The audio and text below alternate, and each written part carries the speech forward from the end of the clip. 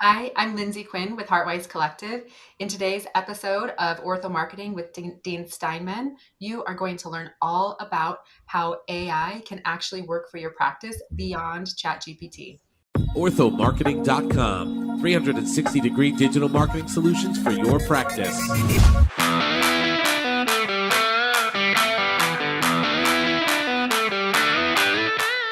Well, hello, everybody out there in podcast land. This is Dean Steinman from Ortho Marketing. And guess what? We are back.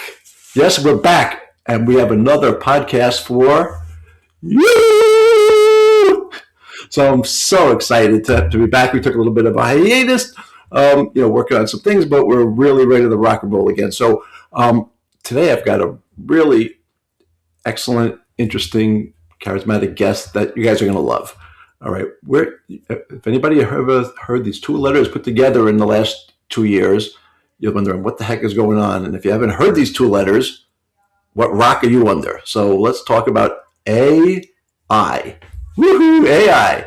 And we have a really special guest. I mentioned today I have Lindsay Quinn here. Lindsay is the founder of Heartwise Collective. She's an orthodontic consultant specializing in operational systems, financial optimization, and those wonderful two letters, AI. So, Lindsay, welcome so much. Thank you for joining, and let's go have some fun. So, tell us, Lindsay, who is Lindsay Quinn? Yeah, well, where do we even start with that question, right? Dean, thank you so much for having me on your podcast. A little bit about my background. So I always jokingly say I've been born and raised in dental and orthodontics. My mom was a dental assistant, and I started in a general dentistry practice when I was 16, helping out with sterilization and helping that practice go digital from paper charts. And then when I was 21, I moved to San Diego and started working with Dr. Richard McLaughlin. And he is just a world-renowned orthodontist, the most humble guy that I've ever met. He's the M and the MBT bracket system. If you don't know that. And that is where I learned all about orthodontics and system operations. Just kind of, and then I was consulting for 10 years, the last 10 years, with Hummingbird Associates before starting Heartwise a couple of years ago. Nice. Heartwise, what's that all about? What's that name mean? Yeah, Heartwise. So, when I was creating the name, and founding my company, I just really wanted to blend the pieces of work and my style together, which is really all about creating meaningful impact and helping orthodontists create meaning in their lives while also bridging it with wise systems, right? So I think that what makes a powerful, high-performing practice is heart, systems, operations, and leadership, right? Which creates our culture. And so that's how we came up with Heartwise. Oh, awesome. So you've been doing this for 10 years now, right? You're in the orthodontic consulting world. So obviously, as I mentioned earlier, AI, and you're an expert in it. You focus on it, you teach it. So let's talk a little bit about that. What made you pivot to this crazy AI world we're in now? And, and then from there, where's the biggest hole in practice from an AI perspective that you see? Mm-hmm. Yeah, I mean, the AI piece has been really interesting. I think much like a lot of the paths I've taken in my life, things are kind of just happen organically. So with AI, I originally started learning and diving deep into AI to help create efficiency in my business. So I was really learning it for Heartwise and for me so that we could keep a lean team and also empower our team to work more efficiently. And in doing so, I've spent the last 12 months now in weekly AI masterminds and learning, and have really discovered the power of AI for all businesses. And because I am passionate about orthodontics and that is what I work inside of, it's also been creating AI systems for orthodontic practices. Right. So if you were to look at orthodontic practice, they've got so many different components of it there, from marketing to operations to billing to scanning to communications to this and that. So where does your AI expertise fit in? Is it putting all the pieces together? And because there's so many different moving parts to a practice. So what's the one thing that practices need, and how do you put us all together? Yeah, I mean, that's such a great question. And, I think where I'm at with AI and my firm belief around AI is there really is so much, like you said, right? There's this like vast source resources of information about AI. And I think the stats show that there's about 46 new AI tools being released every day. And, I think the real power in AI is, I mean, the tools are cool, but I think people will drown in tools if they just start stacking them on each other. The real power in AI is learning how to actually use it yourself, because AI is at a place that if you know how to work inside of these LLMs, like Claude, which is my personal favorite, or Gemini or ChatGPT, if you know how to use them powerfully, you can create so much for your practice by yourself without having to take on all of these different extra tools, right? So I think that for me is my firm belief. Is my goal is that each orthodontic practice have at least one person on their team that is AI empowered, so that they can create efficiency, that they can say, oh, we can use AI to do that, right? And it's not just a prompt, but it's building projects inside of Claude or gems in Gemini. I mean, the sky's the limit. And Right. I think from, based on a lot of the conversations that I have with orthodontic practices and doctors, they're either not using AI at all, or they've only heard of ChatGPT, Right. only use it to generate emails. Right. And that's not impressive, right? And it's usually like mediocre quality. Right. But if once people actually understand the power and what's possible, it's really exciting. It really is. Let's take a step back. You just mentioned LLM, and you Mhm. mentioned Claude and a few others, and like you said, there's 40 some odd every day coming out. So there is a lot more, guys, than just ChatGPT out there. A lot more. Yeah. So how would you help somebody just dive in a little bit further than just stop to realize there's a lot bit more than on page one. You got page 2, 4, 8, 57,000 of in this little handbook of AI. So, what would you tell somebody to be the first step for them to just embrace it, and to learn? Obviously taking a course. We'll talk about that in a bit. But how does somebody just get out of their comfort zone and just learn something new?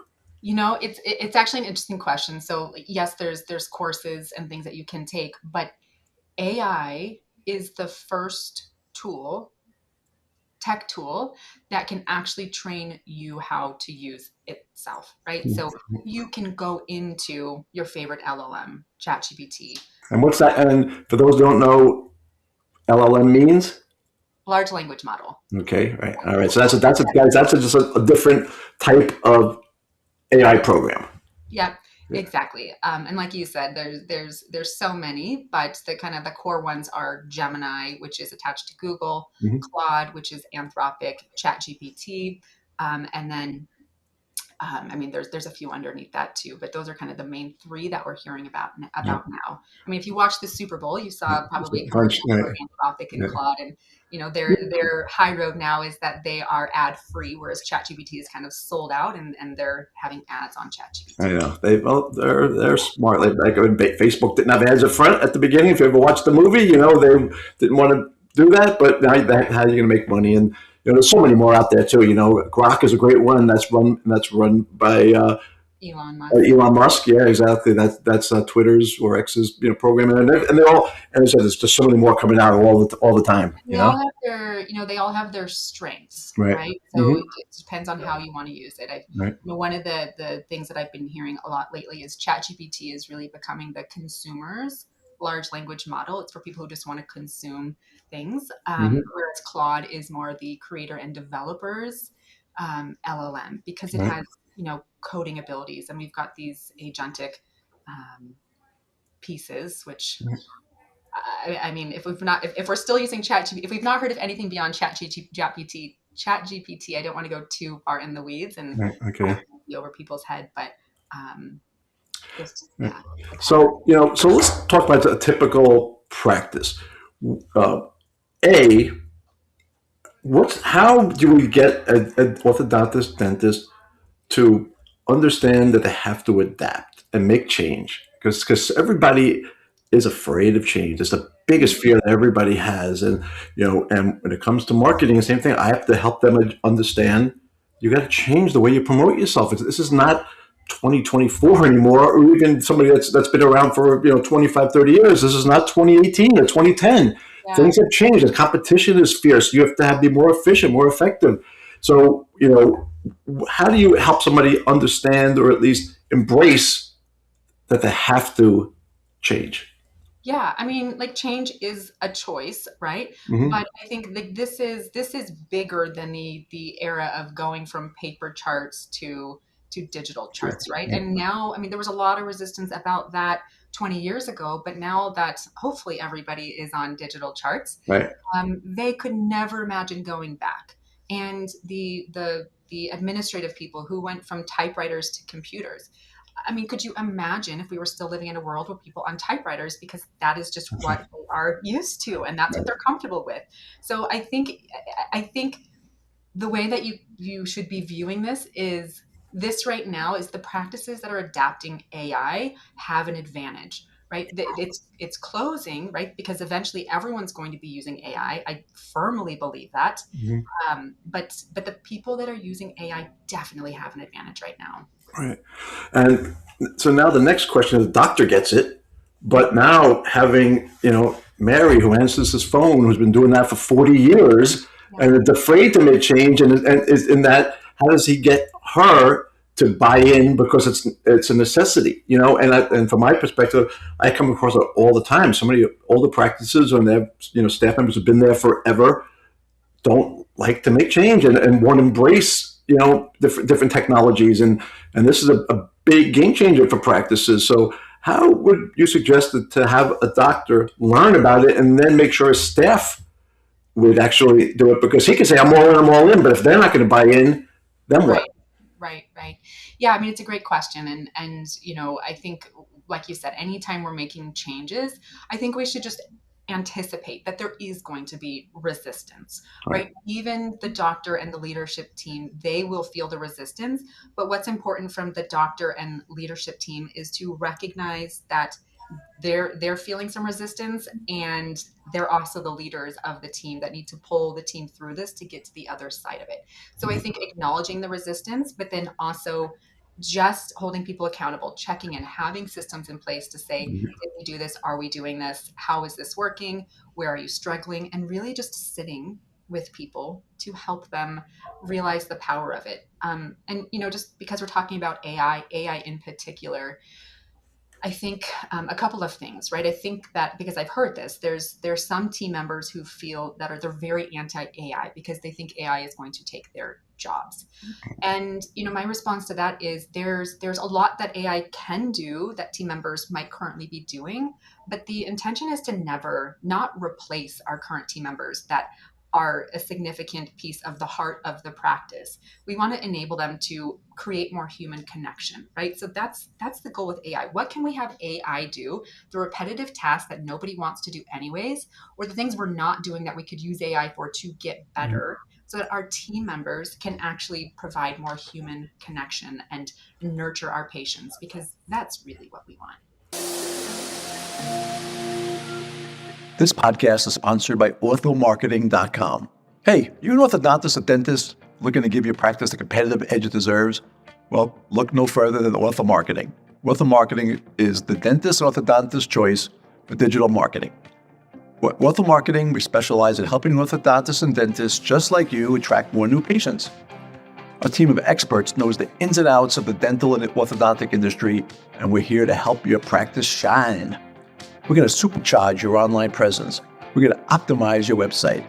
We're going to harness the power of social media to connect you with the patients that you want. Say goodbye to empty chairs and say hello to a thriving practice. Choose Ortho Marketing today and watch your patient list grow.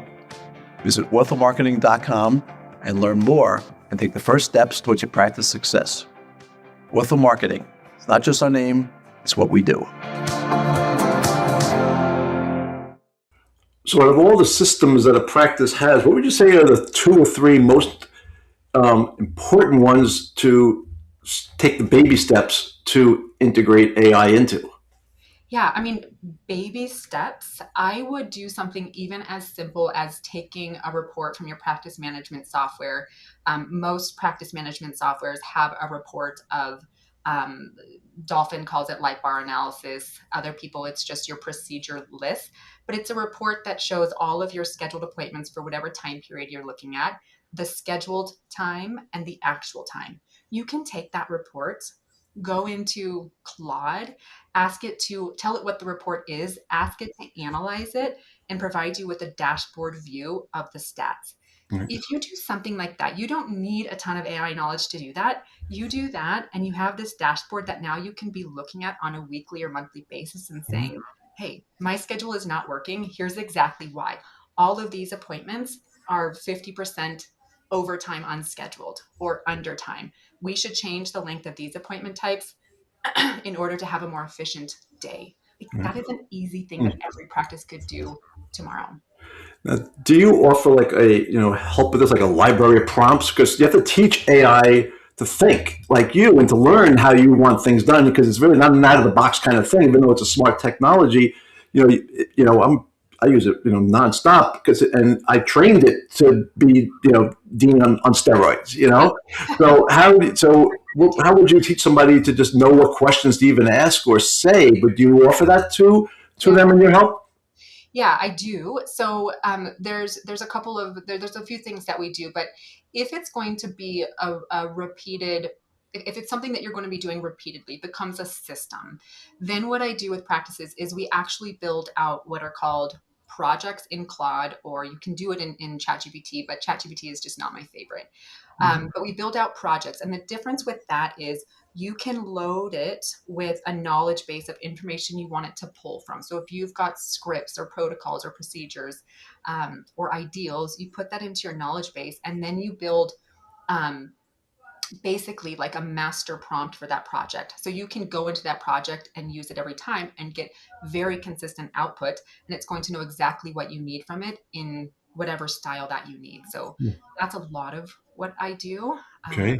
Help practices understand how to do. And, I think one of the biggest hacks for AI is, if you don't know how to do something and you want to see if AI can do it, ask AI. Talk to it like a human. And don't use type mode either. Use an app like Whisperflow or voice mode within Claude or ChatGPT, and just to speak to it like you were speaking to a consultant. Right. Right? Hey, Right. here's what's going on. Here's what I need. I have no idea where to start. Please help me. You can even ask it for the prompt, and it's going to help you create a prompt. So Right. that's what I mean. Like, AI is the first tool that can actually teach you how to use it. Okay. How hard is it for a practice to actually, once they take the baby step, to actually implement and integrate it? Because they've got so many different softwares out there, that they use besides the practice management software. They have their marketing software, or the phone system, or this or that, or or their connection to, iTero or what have you, so how do they get everything working together? Yeah, I mean, that's the dream, right? Which I don't think is an unrealistic dream. We're just not there yet. But the dream would be that we actually have these AI agents built in and connected to all of our software, so that it can be an agent, right? Like, essentially a team member that can do things inside of these different softwares, which, I mean, a lot of softwares do already have these things. But Right. I think, AI, I mean, to kind of come back to the original question, was how do we integrate this? Well, I think it's actually just as simple as, I mean, how do you integrate Google and Google search and Right. computers? Okay.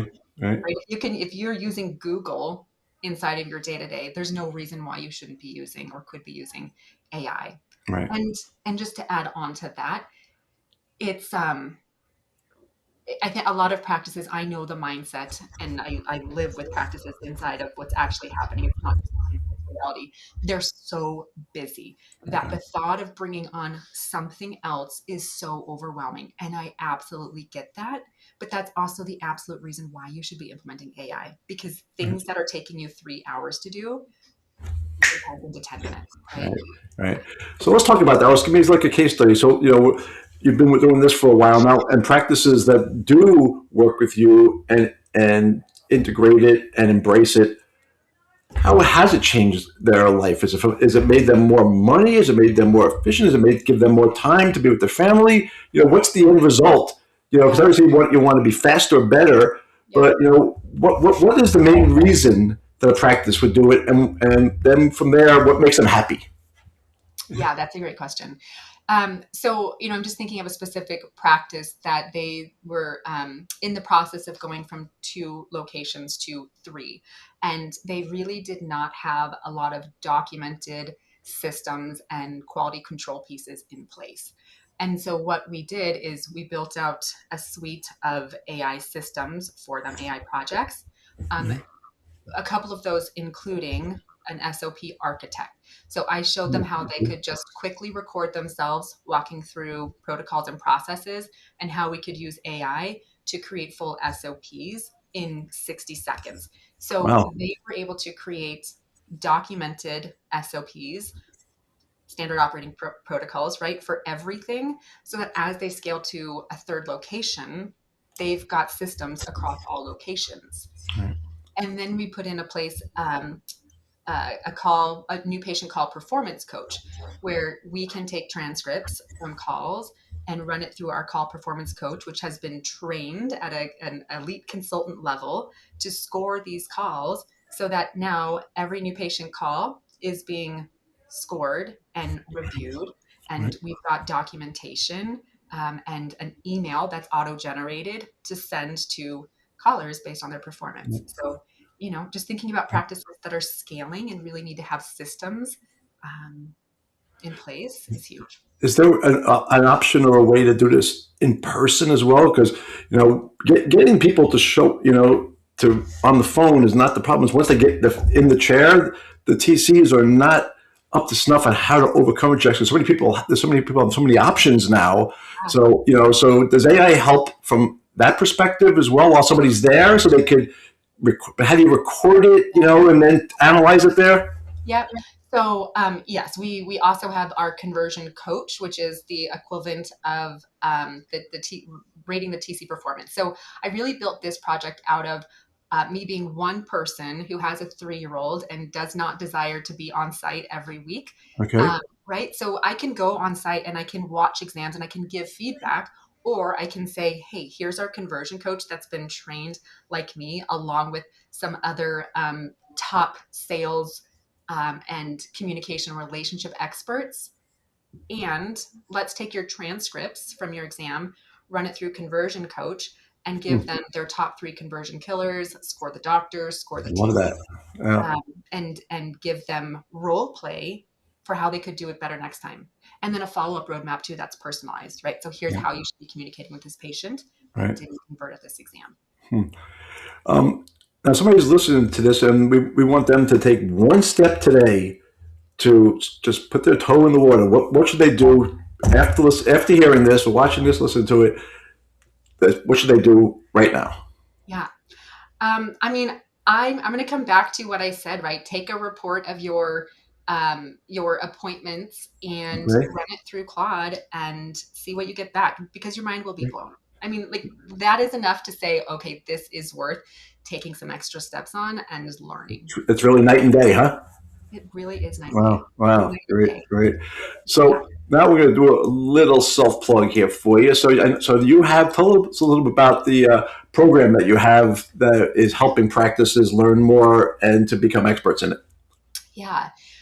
So like I said, I am passionate about creating what I call AI practice ambassadors, having at least one team member in every orthodontic practice who is AI empowered, so they can say, hey, there's a better way. We can do this with AI. Right.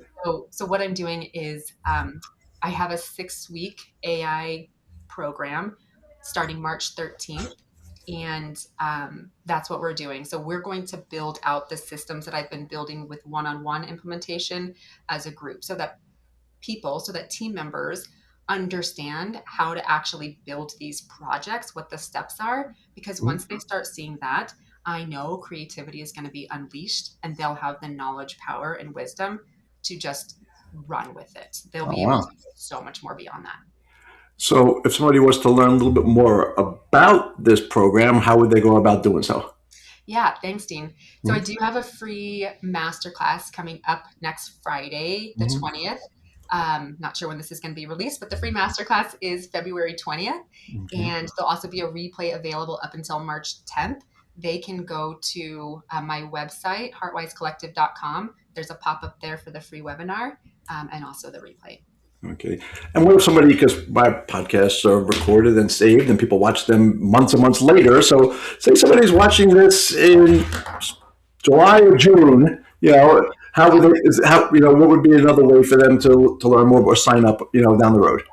Yeah, so just visit my website. We will, if the program is not open for registration, we will have a wait list for the next cohort, Okay. which will probably be in Q3. All right. And one more shameless plug. The website is? The website is heartwisecollective.com. Collective.com. Perfect. Great.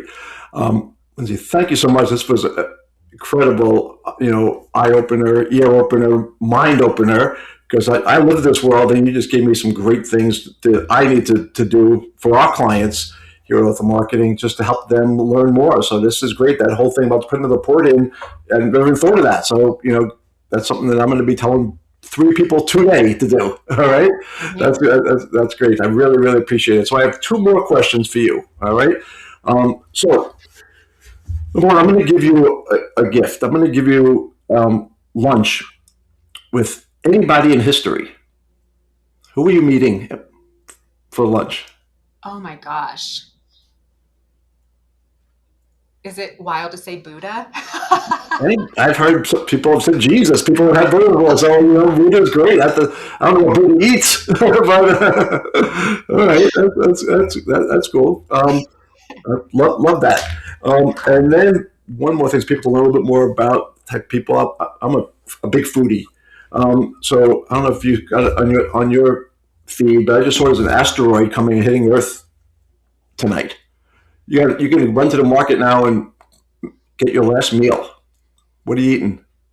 I'm going for Thai food. I don't know. I'm on a theme here. Okay, right. All right. Good for you. Excellent.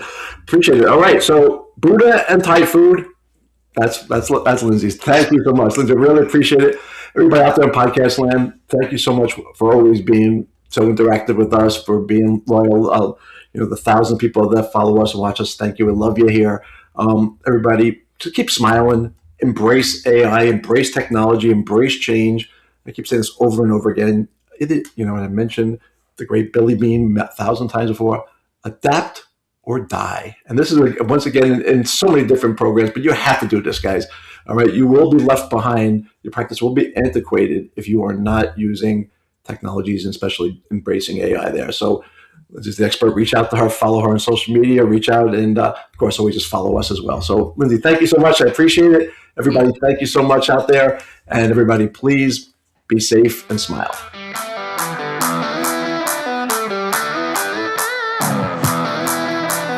orthomarketing.com. 360-degree digital marketing solutions for your practice.